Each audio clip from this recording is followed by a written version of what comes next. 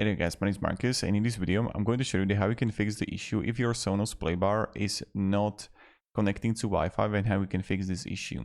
So one of the things that you can do, and maybe it's going to work out in your favor and it's going to solve the issue, you want to perform a factory reset if you didn't do it. So to do that is like really simple. First, unplug the device. So you're going to unplug it, and then what you want to do is that you just want to hold the play and pause button with the volume up button at the same time, and then while you're holding it, you want to plug it back.